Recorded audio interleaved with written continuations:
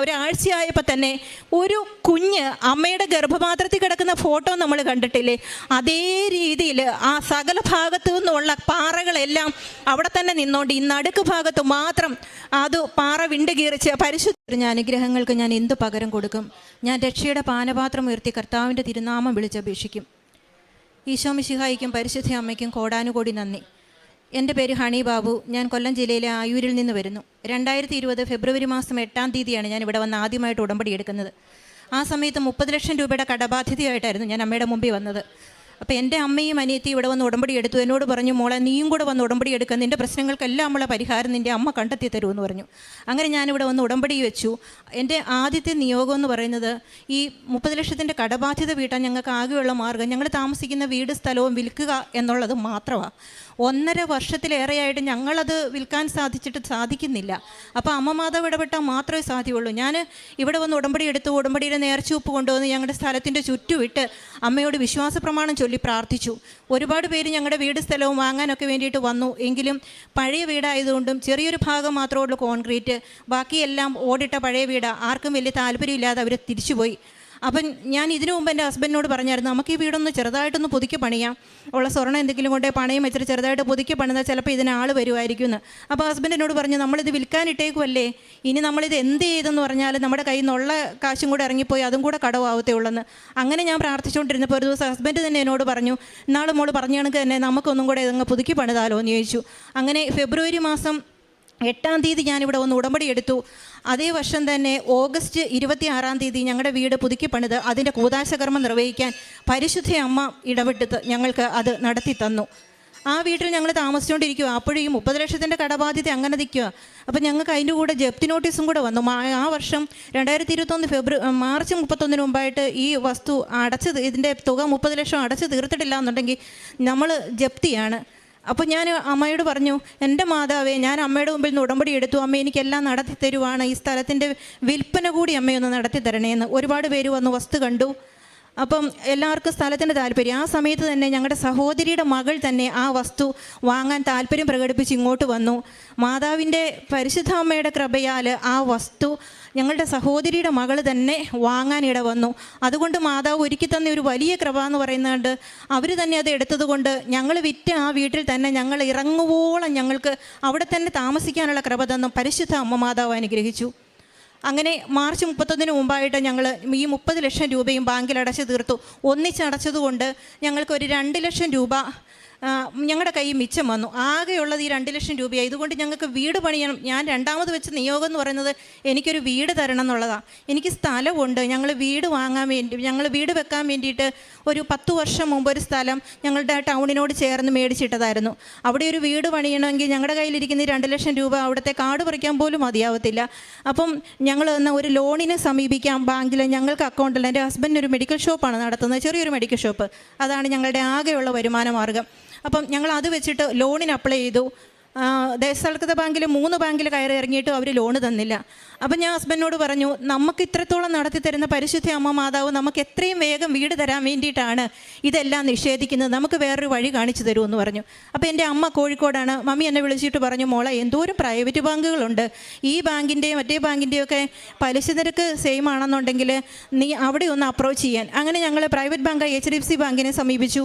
ഞങ്ങൾ 2 തവണ മാത്രമേ ആ ബാങ്കിൽ പോകേണ്ടി വന്നുള്ളൂ. ഞങ്ങൾക്ക് ഞങ്ങളുടെ വീട് പണിക്ക് ആവശ്യമായ തുക ലോണായിട്ട് തന്ന് പരിശുദ്ധ അമ്മ മാതാവ് 6 മാസം കൊണ്ട് തന്നെ ഞങ്ങളുടെ പുതിയ ഭവനം, മനോഹരമായ ഒരു ഭവനം അവിടെ ഒരുക്കി തന്ന് അമ്മ ഞങ്ങളെ അനുഗ്രഹിച്ചു. ഈ ഓഗസ്റ്റിൽ നിന്ന് പഴയ വീട്, ഈ ഏറ്റവും അത്ഭുതകരമായ സംഭവം കോവിഡ് ടൈമിലായിരുന്നു. അത് 2020 തൊട്ട് 2022 വരെ കോവിഡിൻ പാൻഡമിക് ഇതിൻ്റെ നിന്ന് ഓരോ കാര്യങ്ങൾക്കുമായിട്ട് ബുദ്ധിമുട്ടുണ്ട്. ഒരുപാട് കാര്യങ്ങൾക്ക് ബുദ്ധിമുട്ടുണ്ട്. സാധനങ്ങൾ ഇറക്കാൻ ബുദ്ധിമുട്ടുണ്ട്, ജോലിക്കാരെ കിട്ടാൻ ബുദ്ധിമുട്ടുണ്ട്. അതിനിടയ്ക്ക് 2 വീട് അമ്മ മാതാവ് പണിത് തന്നു എന്നുള്ളതാണ് ഞങ്ങളുടെ ജീവിതത്തിലെ ഏറ്റവും വലിയ അത്ഭുതം എന്ന് പറയുന്നത്. അവിടെ 2022 ജനുവരി 16-ാം തീയതി പുതിയ വീടിൻ്റെ പാലുകാച്ച് കർമ്മം നടത്തി പരിശുദ്ധ അമ്മ അനുഗ്രഹിച്ചു. പിന്നെ ഞാൻ അടുത്ത ഉടമ്പടി വെച്ചിരുന്നത്, ഞങ്ങൾക്ക് ഒരു എൻ്റെ മമ്മി ഞാനും അനിയത്തി ഒന്നിച്ചാണ് ഇവിടെ വന്ന് ഉടമ്പടി എടുക്കുന്നത്. വന്ന സമയത്ത് എൻ്റെ മമ്മിയുടെ കാലയിൽ ഈ പ്രമേഹം മൂലം ഡയബറ്റിക് അൾസർ ഉണ്ടായിരുന്നു. വലിയ കുമിള പോലെ വന്ന് വീർത്ത് ഒരുപാട്. മമ്മി കോഴിക്കോട് നിന്നാണ് ഇവിടെ വരുന്നത്. ഇവിടെ വന്ന സമയത്ത് ആ കാലിലിരിക്കുന്ന മുറിവ് കാരണം വേദന കൊണ്ട് മമ്മിയുടെ രോഗികൾക്കുള്ള ആ സ്ഥലത്തിരുന്ന് പ്രാർത്ഥിക്കുമായിരുന്നു. അപ്പം ഞാൻ എൻ്റെ ഒരു ഉടമ്പടി നിയോഗം വെച്ചത് മമ്മിയുടെ കാലിലെ മുറിവ് ഉണക്കി തരണമെന്നായിരുന്നു. പരിശുദ്ധ അമ്മ മാതാവിൻ്റെ തൈലം പൂശിയപ്പം ഒരു ആൻറ്റിബയോട്ടിക് ഇഞ്ചക്ഷനും പോരാത്ത രീതിയിൽ എന്നിട്ട് ഉണങ്ങാത്ത മുറിവ് ആ തൈലം പൂശി പരിശുദ്ധ അമ്മ ആ മുറിവ് പൂർണ്ണമായും ഉണക്കി തന്ന സൗഖ്യം നൽകി. പിന്നെ അതിൽ ഞാൻ അടുത്ത ഉടമ്പടി നിയോഗം വെച്ചത് എൻ്റെ ഭർത്താവിന് ഭയങ്കര അലർജി ആയിരുന്നു. റോഡ് സൈഡിലെ ഷോപ്പാണ്. പിന്നെ അതുകൂടാതെ ഇടയ്ക്കിടയ്ക്ക് ഈ മൂക്കിപ്പൊടി വലിക്കുന്ന ഒരു സ്വഭാവം കൂടി അദ്ദേഹത്തിനുണ്ടായിരുന്നു. അപ്പോൾ അദ്ദേഹം പൊതുപ്രവർത്തകനാണ്, പഞ്ചായത്ത് പ്രസിഡൻ്റായിട്ടിരുന്ന ആളാണ്. അപ്പോൾ ഓരോ കാര്യങ്ങൾക്ക് ആളുകൾ സമീപിക്കുമ്പോൾ സംസാരിക്കുമ്പം അദ്ദേഹം ഒരു കാര്യം പറഞ്ഞ് ഒരു സെൻറ്റൻസ് പൂർത്തിയാക്കുന്നതിന് മുമ്പ് ഇങ്ങനെ വെച്ചിട്ട് സംസാരിക്കുന്നുള്ളൂ. അദ്ദേഹം അതിൻ്റെ അത് അറിയുന്നില്ല. കേട്ട് എനിക്കിത് വളരെ അരാരോചകമായി തോന്നി. ഞാൻ ദൈവമേ, ഭാര്യയായി എനിക്ക് പോലും ഇതൊരു ബുദ്ധിമുട്ടായിട്ട് തോന്നുന്നു. അദ്ദേഹം അറിയുന്നില്ല, മറ്റുള്ളവർ എന്ത് വിചാരിക്കും. ഞാനിവിടെ ഉടമ്പടി വെച്ചു, ഹസ്ബൻഡിൻ്റെ അലർജിയും എൻ്റെ കുഞ്ഞുങ്ങളുടെ അലർജിയും മാറ്റി തരണമെന്ന്. കുഞ്ഞുങ്ങൾക്ക് ഏത് സമയത്തും ജലദോഷവും പനിയും സ്കൂളിൽ നിന്ന് വന്നു കഴിഞ്ഞാൽ അവരെയും കൊണ്ട് ഞാൻ വർഷത്തിൽ 2 or 3 പ്രാവശ്യം ഹോസ്പിറ്റലിൽ അഡ്മിറ്റ് ആവേണ്ട ഒരു അവസ്ഥയാണ്. ഞാൻ പരിശുദ്ധ അമ്മ മാതാവിൻ്റെ ഉടമ്പടി തൈലം പൂശി ഈ കാശിരൂപം വെച്ച് പ്രാർത്ഥിച്ചതിൻ്റെ ഫലമായിട്ട് അന്ന് ഫെബ്രുവരി 8 2020 ഉടമ്പടി എടുത്തതാണ്. ഇന്ന് ഈ നിമിഷം വരെ എൻ്റെ 2 കുഞ്ഞുങ്ങളെ കൊണ്ടും എനിക്കൊരു ആശുപത്രിയിൽ അഡ്മിറ്റ് ആവേണ്ട അവസ്ഥ വന്നിട്ടില്ല. അതുപോലെ തന്നെ ഞാനിങ്ങനെ ഉടമ്പടി രാവിലെയും വൈകുന്നേരത്തെ ഉടമ്പടി പ്രാർത്ഥനയിൽ ഹസ്ബൻഡിൻ്റെ അലർജി മാറി കിട്ടണേ എന്നിങ്ങനെ പ്രാർത്ഥിച്ചുകൊണ്ടിരിക്കുക. ഒരു ദിവസം രാവിലെ ഞാൻ ഈ പ്രത്യക്ഷീകരണ പ്രാർത്ഥന ചൊല്ലിക്കൊണ്ടിരിക്കുമ്പം എൻ്റെ ഉള്ളിൽ നിന്ന് ഒരു സ്വരം എന്നോട് ഇങ്ങോട്ട് ചോദിക്കുക, അതൊക്കെ ഞാൻ എന്നോ എടുത്തു കളഞ്ഞില്ലേ, നീ ഇപ്പോഴും അത് തന്നെയാണോ പ്രാർത്ഥിക്കുന്നതെന്ന്. ശരിക്കും പറഞ്ഞാൽ ആ പ്രാർത്ഥന ഇടയ്ക്ക് ഞാൻ ഞെട്ടിപ്പോയി. ദൈവമേ, ഞാൻ അറിയുന്നില്ല, ഞാൻ ആലോചിച്ചപ്പോൾ ശരിയാണ്, എൻ്റെ ഹസ്ബൻഡിൻ്റെ അലർജി മാറിപ്പോയി, അങ്ങനത്തെ ഒരു പ്രശ്നമില്ല. മൂക്കിപ്പൊടി വലിച്ചുകൊണ്ടിരുന്ന അദ്ദേഹം താനേ ഒഴിവാക്കി. ഞാനിത് അറിഞ്ഞിട്ടേ ഇല്ല. ഞാൻ പോലും അറിയാതെ, എൻ്റെ ഹസ്ബൻഡ് പോലും അദ്ദേഹം പോലും ബോധ്യമാകാത്ത രീതിയിൽ അത് പരിശുദ്ധ അമ്മ മാതാവ് എടുത്തു കളഞ്ഞ് പരിപൂർണ സൗഖ്യം തന്ന് അനുഗ്രഹിച്ചു. എൻ്റെ അനുജത്തി അവൾ മംഗലാപുരത്ത് വർക്ക് ചെയ്തുകൊണ്ടിരിക്കുമായിരുന്നു. അവരുടെ ഒരു സ്ഥലം വിൽപ്പന നടക്കാൻ വേണ്ടി ഞാൻ പ്രാർത്ഥിച്ചിരുന്നു. അതും പരിശുദ്ധ അമ്മ മാതാവ് ഇടപെട്ട് അവിടെ ഉടമ്പടി ഉപ്പ് കൊണ്ടുപോയിട്ട് ഇവർ പ്രാർത്ഥിച്ചതിൻ്റെ ഫലമായിട്ട് ആ വസ്തു വിറ്റ് തന്നു. അതോടൊപ്പം തന്നെ പ്രാർത്ഥിച്ച ഒരു കാര്യമായിരുന്നു, എൻ്റെ നാത്തൂൻ്റെ ഒരു 5 സെൻറ്റ് വസ്തു മേടിച്ചിട്ട് അവർക്കത് വിൽക്കണമെന്നായിരുന്നു. അത് വിൽക്കാൻ വേണ്ടിയിട്ടുള്ള കാര്യവും ഞാൻ ഇവിടെ ഉടമ്പടിയിൽ വന്ന് പ്രാർത്ഥിച്ചതിൻ്റെ ഫലമായിട്ട് എന്നിലൂടെ തന്നെയാണ് ആ വസ്തുവിൻ്റെ വിൽപ്പനയ്ക്ക് ആൾ വന്നത്. എൻ്റെ ഹസ്ബൻഡ് സഹോദരിയൊക്കെ പൊതുപ്രവർത്തകരാണ്, അവർ പുറത്തൊക്കെ ഇറങ്ങിയ ആൾ. പക്ഷേ വീട്ടിലിരുന്ന എന്നെ തേടിയാണ് ഈ വസ്തുവിനുള്ള ആൾ വന്നത്. പരിശുദ്ധ അമ്മയുടെ കൃപയ്ക്ക് എത്ര നന്ദി പറഞ്ഞാലും മതിയാവത്തില്ല. അടുത്ത നേർച്ച വസ്തുവിൻ്റെ ഉപയോഗമാണ്. അതിനു മുമ്പ് കഴിഞ്ഞ വർഷം ജനുവരി 27 എൻ്റെ മോള് നവോദയ സ്കൂളിലാണ് പഠിക്കുന്നത്. അവളുടെ സ്കൂളിൻ്റെ ആനിവേഴ്സറി കഴിഞ്ഞ് രാത്രി ഞങ്ങൾ തിരിച്ചു വരുന്ന സമയത്ത് ഞങ്ങളുടെ കാറിലേക്ക് ഒരു മഹീന്ദ്രയുടെ പിക്കപ്പ് വന്ന് ഇടിച്ച് വണ്ടി കണ്ടാൽ ഞങ്ങളാരും ജീവനോടുണ്ടെന്ന് പറയത്തില്ല, ആ ഒരു അവസ്ഥയിലായിരുന്നു. വണ്ടി ഓടിച്ച ഹസ്ബൻഡിന് ഒരു പോറൽ പോലും ഇല്ലാതെ മാതാവ് കാത്തു. പക്ഷേ ഫ്രണ്ടിലിരുന്ന എന്നെ സീറ്റ് ബെൽറ്റോടെ സീറ്റ് അടക്കം വലിച്ചുകൊണ്ട് പോയിട്ട് എൻ്റെ ചെസ്റ്റ് കൊണ്ടുവന്നിട്ട് ഡാഷ് ബോർഡിനിട്ട് അടിച്ചു. ഈ പട്രോളിംഗ് പോലീസിൻ്റെ ഫ്രണ്ടിൽ വെച്ചിട്ടാണ് ഈ സംഭവം നടക്കുന്നത്. അവർ പെട്ടെന്ന് വന്ന് ഞങ്ങളോട് എന്തെങ്കിലും പറ്റിയോ എന്ന് ചോദിച്ചപ്പോൾ അപ്പം ഇതാരാ എന്താണെന്ന് അറിയത്തില്ല, രാത്രിയല്ലേ. അപ്പം ഞാൻ പറഞ്ഞു, ഇങ്ങനെ ഞങ്ങൾ ആയൂരാണ്, കടയിൽ ബാബുവാണ്, പഞ്ചായത്ത് പ്രസിഡൻ്റായിരുന്ന ആളാണ്. എന്നെ സംബന്ധിച്ചുള്ളത് എനിക്ക് പറയാനുള്ളത് ഇപ്പം പറയണം. ഞാനിപ്പോൾ എൻ്റെ വാരിയലെല്ലാം തകർന്നിട്ടുണ്ട്, ഞാനിപ്പം ബ്ലഡ് ഒമിറ്റ് ചെയ്യും, ഞാൻ മരിച്ചു പോകുമെന്നാണ് എൻ്റെ വിശ്വാസം ഇരിക്കുന്നത്. ഞാൻ ഒറ്റ ശ്വാസത്തിൽ ഇത്രയും പറഞ്ഞു. അവർ ഞങ്ങളെ പെട്ടെന്ന് ആശുപത്രിയിൽ എത്തിക്കാൻ നോക്കുമ്പോൾ കുഞ്ഞെന്തിയേ, കുഞ്ഞ് പുറകിലത്തെ സീറ്റിൽ ഇരിപ്പുണ്ട്, എൻ്റെ കസിനും പുറകിലത്തെ സീറ്റിൽ ഇരിപ്പുണ്ട്. കുഞ്ഞിനെ വിളിച്ചിട്ട് കുഞ്ഞ് അനങ്ങുന്നില്ല, അവന് ഈ പുറകിലത്തെ സീറ്റ് വീണ് കിടക്കുന്നുണ്ട്. ഈ ഇടിയുടെ ആഘാതത്തിൽ ഈ കുഞ്ഞ് പുറകിലത്തെ സീറ്റിൽ നിന്ന് ഫ്രണ്ടിലെ മിററിലോട്ട് തെറിച്ചിട്ട് അവിടെ നിന്ന് വീണ്ടും തെറിച്ച് സീറ്റിൻ്റെ അടി വന്ന് വീണുപോയി. അപ്പോൾ ഈ ഞങ്ങളെ ആശുപത്രിയിൽ എത്തിച്ചു കഴിഞ്ഞപ്പോൾ ഡോക്ടർ നോക്കി പറഞ്ഞു, കുഞ്ഞിൻ്റെ ചെവിയിൽ നിന്ന് ബ്ലഡ് വരുവാണ്, ഇൻറ്റേർണൽ ബ്ലീഡിംഗ് ആണ്, എത്രയും പെട്ടെന്ന് CT സ്കാൻ എടുക്കണം, കുഞ്ഞിന് സീരിയസ് ആണെന്ന് പറഞ്ഞു. അപ്പോൾ ഞാൻ എൻ്റെ ബാഗൊക്കെ പോലീസുകാരുടെ വാഹനത്തിലാണ്. അപ്പോൾ ഞാൻ എൻ്റെ കസിനോട് പറഞ്ഞു, ആ മോള് ഉടമ്പടി എടുത്ത ആളാണ്, മോളെ കാശുരൂപം താന്ന് പറഞ്ഞു.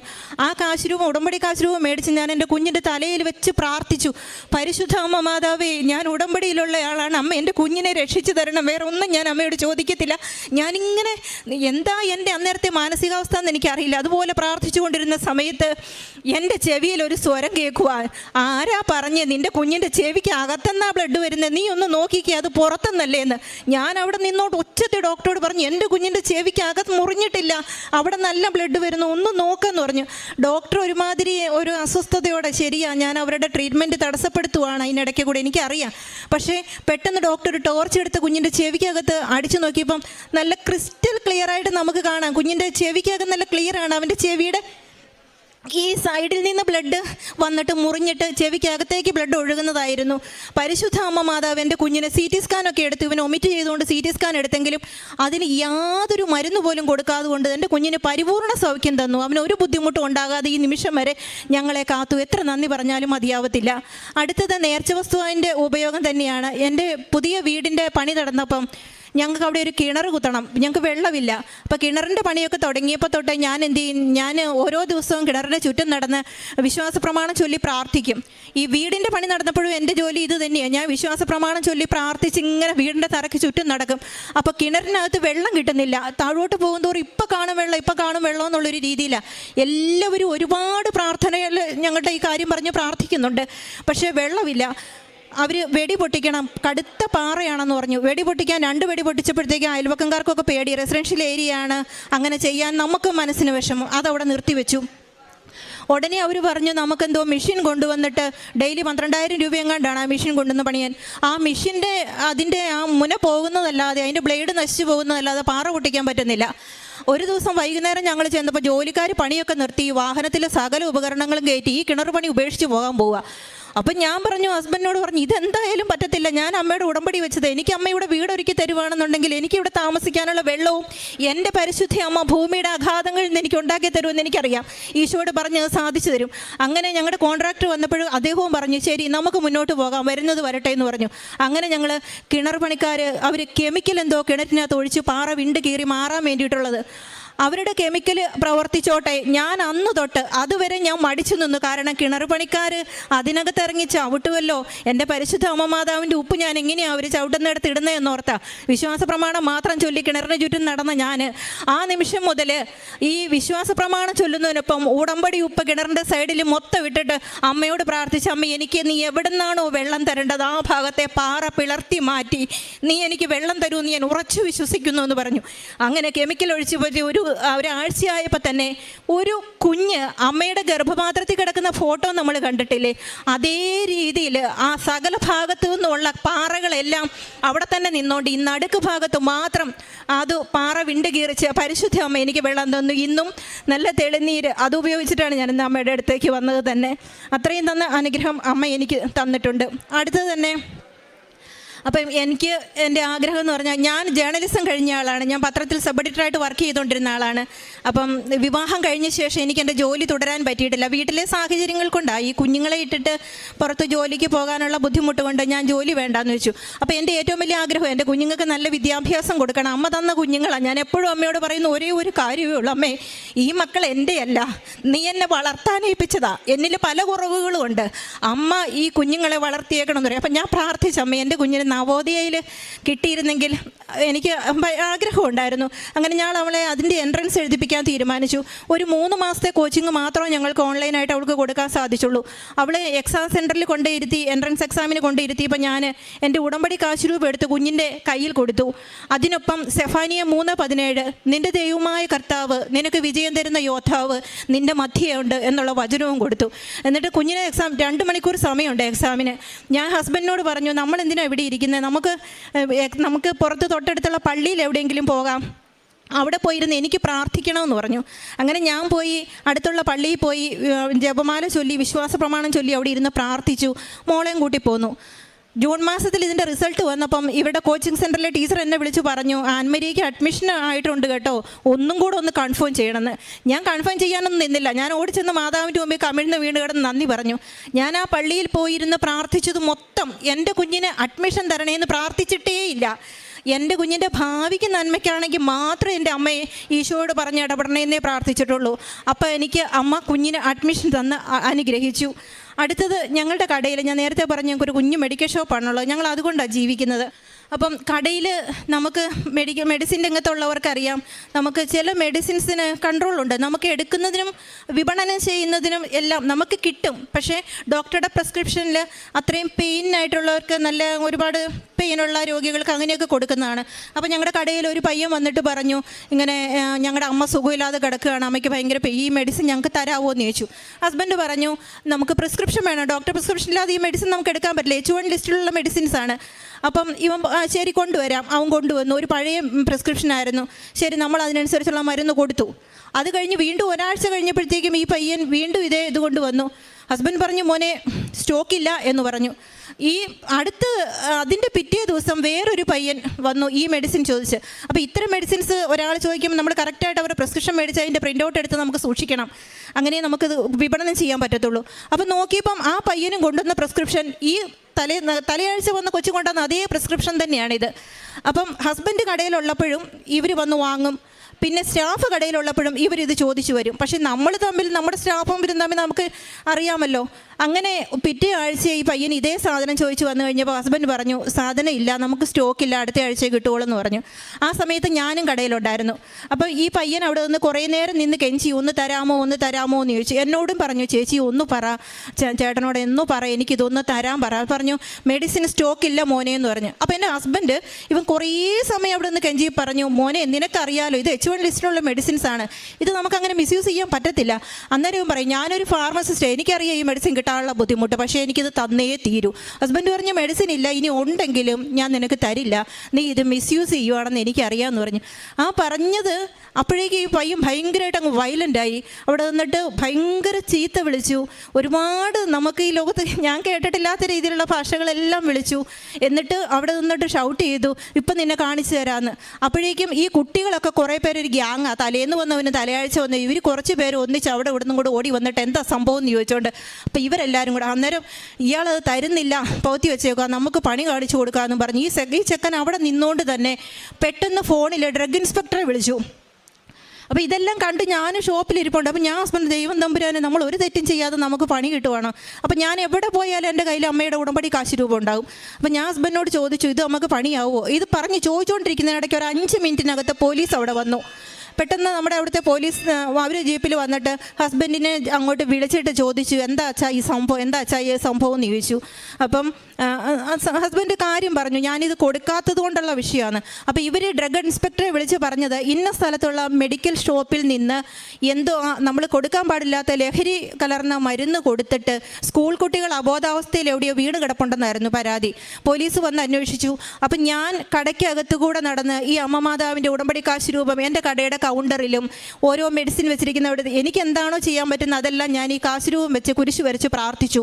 പുറത്തിറങ്ങി കടയുടെ ഫ്രണ്ട് ഗ്ലാസ്സിലും എല്ലാം തൊട്ട് പ്രാർത്ഥിച്ചിട്ട് എനിക്കപ്പം മോൻ സ്കൂളിൽ നിന്ന് 3:30 വരും, അതിനു മുമ്പ് എനിക്ക് വീട്ടിലെത്തണം. ഞാൻ പോരാൻ നേരത്തെ വിശ്വാസ പ്രമാണം ചൊല്ലി ഈ ഉടമ്പടി കാശ് രൂപ ഹസ്ബൻഡിൻ്റെ പോക്കറ്റിലിട്ട് കൊടുത്തിട്ട് ഞാൻ പറഞ്ഞു, നമ്മളൊരു തെറ്റും ചെയ്തിട്ടില്ലെന്ന് പരിശുദ്ധ അമ്മയ്ക്കറിയാം, ബാക്കി എല്ലാ കാര്യങ്ങളും എൻ്റെ അമ്മ ഈശോയിൽ നിന്ന് വാങ്ങി തന്നോളൂ എന്ന് പറഞ്ഞു. പക്ഷേ അന്ന് തൊട്ട് ഇന്ന് വരെ ഞങ്ങൾക്ക് ഒരു കുഴപ്പമുണ്ടായിട്ടില്ല. പോലീസുകാർക്ക് മനസ്സിലായി ഇത് വ്യാജ പരാതിയാണെന്നും ഈ പയ്യന്മാരിത് പല സ്ഥലങ്ങളിൽ എടുക്കുന്നതാണെന്നും. എന്തു തന്നെയാണേലും അമ്മയുടെ ഉടമ്പടി കാശ് രൂപം വഴി ഞങ്ങളെ വലിയൊരു അപകടത്തിൽ നിന്ന് രക്ഷിച്ചു തന്നു. പിന്നെയുള്ള ഇത് എൻ്റെ മമ്മിയും ഉടമ്പടി എടുത്ത ആളാണെന്ന് ഞാൻ നേരത്തെ പറഞ്ഞു. മമ്മിയുടെ കയ്യിൽ ഉടമ്പടി കാശ് രൂപമുണ്ട്. മമ്മിക്ക് ഇടയ്ക്ക് സ്ട്രോക്ക് വന്നു. അതിൽ നിന്നൊക്കെ അത്ഭുതകരമായ വിടുതൽ തന്നെ മാതാവ് അനുഗ്രഹിച്ചു. പിന്നെ അതുകൂടാതെ മമ്മിക്ക് യൂറിനറി ഇൻഫെക്ഷൻ വന്നായിരുന്നു. അത് കുറച്ച് കൂടുതലായി, ഒരുപാട് മെഡിസിൻ കഴിക്കുന്നതുകൊണ്ട് മമ്മി അറിഞ്ഞില്ല ഇത്രത്തോളം ഇൻഫെക്ഷൻ വന്ന കാര്യമൊന്നും. അങ്ങനെ ഇൻറ്റേർണൽ ഓർഗൻസിനെല്ലാം ഇൻഫെക്ഷനായി. ഉടമ്പടി ബോൺമാരോ ടെസ്റ്റ് വരെ ലോകത്തിൽ ഒരുപാട് ടെസ്റ്റുകൾ ചെയ്യേണ്ടതായിട്ട് വന്നു. ഉടമ്പടി കാശ് രൂപം വെച്ച് പ്രാർത്ഥിച്ചതിൻ്റെ ഫലമായിട്ട് അതെല്ലാം തന്നെ ബയോപ്സിക്ക് അയച്ചെങ്കിൽ ഒരു കുഴപ്പമില്ല എന്നുള്ള റിസൾട്ട് കിട്ടി. മാതാവ് ഞങ്ങളെ അനുഗ്രഹിച്ചു. പിന്നെ പ്രേക്ഷിത പ്രവർത്തനം, ഇവിടുന്ന് കിട്ടുന്ന പത്രം ആദ്യമൊക്കെ എനിക്ക് ഇതിവിടെ കൊണ്ടുവന്ന് കൊടുക്കാൻ, എനിക്ക് എല്ലാവർക്കും കൊടുക്കാൻ എനിക്കൊരു ചെറിയൊരു മടി പോലെ, എല്ലാവരും അറിയുന്ന ആളുകളല്ലേ എന്തെങ്കിലുമൊക്കെ വിചാരിക്കും, അങ്ങനെയൊക്കെ മടിയായിരുന്നു. അങ്ങനെ എനിക്ക് എൻ്റെ അടുത്തുള്ളവർക്കും പരിചയക്കാർക്കും മാത്രമായിട്ട് പത്രം കൊടുത്തോണ്ടിരുന്നേ. ഇപ്പം കഴിഞ്ഞ ആഴ്ച ഞാൻ വന്ന് ഉടമ്പടി എടുത്തിട്ട് തിരിച്ചു പോയ ആളാണ് പുതുക്കിയിട്ട്. അപ്പം ഞാൻ കാണുന്നവർക്കെല്ലാം, ഞാൻ ആശുപത്രിയിൽ പോയാൽ അവിടെ കൊണ്ടുപോയി അവിടെ ഉള്ളവർക്ക് കൊടുക്കും. അതുപോലെ ഓട്ടോ സ്റ്റാൻഡിൽ പോയി അവിടെ കൊണ്ടുപോയി പത്രം കൊടുക്കും. അതുപോലെ കടകൾ ഇറങ്ങി പത്രം കൊടുക്കും. എനിക്ക് യാതൊരു മടിയും തോന്നുന്നില്ല പത്രം കൊടുക്കുന്നതിന്. പിന്നെ എനിക്ക് കിട്ടുന്ന ഈ കൃപാസനത്തെ പറ്റി ഓരോരുത്തർ ചോദിക്കുമ്പോൾ ഞാൻ പറയും, ഞാൻ അതിൻ്റെ ജീവിക്കുന്ന ഇത് തന്നെയാണ്. എൻ്റെ ജീവശ്വാസം എൻ്റെ ഈശോ തമ്പുരാൻ എനിക്ക് തന്നത് തിരികെ എടുക്കും വരെ ഞാൻ എൻ്റെ പരിശുദ്ധ അമ്മ എനിക്ക് ഈശോയിൽ നിന്ന് വാങ്ങി തന്ന എല്ലാ കാര്യങ്ങൾക്കും നന്ദി എന്ന് പറഞ്ഞ് ഞാൻ എൻ്റെ ജീവിതാനുഭവം അവരോടെല്ലാം പങ്കുവെക്കും. കാരുണ്യ പ്രവർത്തനം, പിന്നെ എന്നെക്കൊണ്ടാകുന്ന രീതിയിൽ ഇപ്പോൾ ഒരാൾ സഹായം ചോദിച്ചു വന്ന ഹസ്ബൻഡ് അറിഞ്ഞോ അറിയാതെയും എന്നെക്കൊണ്ടാവുന്ന രീതിയിൽ അവരെ സഹായിക്കാൻ വേണ്ടിയിട്ട് ഞാൻ ചെയ്യുന്നുണ്ട്. പിന്നെ അടുത്തുള്ളത് മധ്യസ്ഥ പ്രാർത്ഥന. ഈ ഉടമ്പടി ജീവിതത്തിലേക്ക് വന്നതിന് ശേഷം ഞാൻ പ്രാർത്ഥിക്കും എങ്കിലും ഇത്രത്തോളം ഏകാഗ്രതയോടെ കൃത്യമായൊരു സമയം വെച്ചൊന്ന് പ്രാർത്ഥിക്കാൻ വേണ്ടിയിട്ട് ഞാൻ മെനക്കെടത്തില്ലായിരുന്നു. പക്ഷേ ഈ ഉടമ്പടിയിൽ വന്ന ശേഷം ഞാൻ എല്ലാവർക്കും വേണ്ടി ഒരു കാര്യം വന്ന് എൻ്റെ അടുത്ത് പറഞ്ഞാൽ അവർക്ക് വേണ്ടി മാധ്യസ്ഥം വഹിക്കുന്നു, അത് നടത്തി തരുന്നു എന്ന് അവർ വന്ന് പറയുന്നുണ്ട്, അവർക്കത് സാധിച്ചു കിട്ടുന്നു എന്ന്. ഓരോ കാര്യങ്ങളും നിയോഗം വെച്ച് മറ്റുള്ളവർക്ക് വേണ്ടി പ്രാർത്ഥിക്കുന്നുണ്ട്. അതിലും ഇപ്പോഴും ഞങ്ങളുടെ ഒരു സഹോദരിയുടെ വീട് പണി നടക്കുവാണ് ഞങ്ങളുടെ അടുത്തുള്ള, അവർ പ്രാർത്ഥിക്കണേ എന്ന് പറഞ്ഞാൽ വിട്ടിരിക്കുന്നത്. ഓരോരോ കാര്യങ്ങൾക്ക് ഇപ്പോൾ എൻ്റെ മക്കളെന്നോട് ചോദിക്കും, മമ്മി നമുക്ക് ഈ വാർത്തകളൊക്കെ കണ്ട് ഓരോരുത്തരുടെ വിഷമം കണ്ട് ഞാൻ ഇങ്ങനെ കരഞ്ഞ് പ്രാർത്ഥിക്കുമ്പോൾ കുഞ്ഞ് ചോദിക്കും എന്നോട്, മമ്മിക്ക് ഒരു പരിചയമില്ലല്ലോ, പിന്നെ മമ്മി എന്തിനാ അവർക്ക് വേണ്ടി പ്രാർത്ഥിക്കുന്നത്? അപ്പം ഞാൻ പറഞ്ഞു, മോളെ നമ്മൾ പ്രാർത്ഥിക്കുമ്പോൾ മറ്റൊരാൾക്ക് വേണ്ടി പ്രാർത്ഥിക്കുമ്പോൾ നമ്മുടെ കാര്യങ്ങളും ദൈവം ഇടപെടും. എൻ്റെ വീട് വേണ്ടി അല്ലെങ്കിൽ എൻ്റെ ഉടമ്പടി ജീവിതത്തിൽ ആദ്യത്തെ നിയോഗം സ്ഥലം വിറ്റ് കിട്ടാനും അടുത്തത് വീട് കിട്ടാനും ഒക്കെ ആയിരുന്നു. അപ്പോഴൊക്കെ ഞാൻ പ്രാർത്ഥിച്ചത് മറ്റുള്ളവർക്ക് വേണ്ടിയിട്ടാണ്. എനിക്ക് വസ്തുവും വീടും വെക്കണം. എൻ്റെ അതേ അവസ്ഥയിൽ എന്നെക്കാട്ടിലും മോശമായ അവസ്ഥയിൽ നിൽക്കുന്നവരുണ്ട്. മാതാവേ, അവർക്ക് നീ വീട് കൊടുത്ത ശേഷം മാത്രം എനിക്ക് തന്നാൽ മതി കേട്ടോ എന്നുള്ള ആ ഒരു രീതിയിൽ എളിമപ്പെട്ട് പ്രാർത്ഥിച്ചപ്പോഴാണ് മാതാവ് എൻ്റെ ജീവിതത്തിലേക്ക് ഇടപെടുത്ത് വന്നത്. ചെറുതും വലുതുമായ അനേക കാര്യങ്ങൾ ഈ ഉടമ്പടി കാശുരൂപം വഴി എൻ്റെ ഓർമ്മയിൽ നിൽക്കുന്നില്ലാത്ത നന്മ മാത്രമേ ഉള്ളൂ. ഈ ഉടമ്പടി എടുത്തത് തൊട്ട് ഭയങ്കര ധൈര്യമാണ്. ഈ ആകാശം ഇടിഞ്ഞ് താഴോട്ട് വന്നാൽ പോലും താങ്ങാൻ എൻ്റെ അമ്മയുണ്ട്, അമ്മ മുമ്പിൽ പോകുന്നുണ്ട്, അമ്മയുടെ നിഴല് പറ്റി അങ്ങ് മുന്നോട്ട് നടന്നു പോയാൽ മതി. ആ ഒരു ധൈര്യത്തിൽ ജീവിക്കാനുള്ള കൃപയാണ് മാതാവ് ഈശോയിൽ നിന്ന് വാങ്ങിത്തന്നത്. എത്ര നന്ദി പറഞ്ഞാലും മതിയാവത്തില്ല.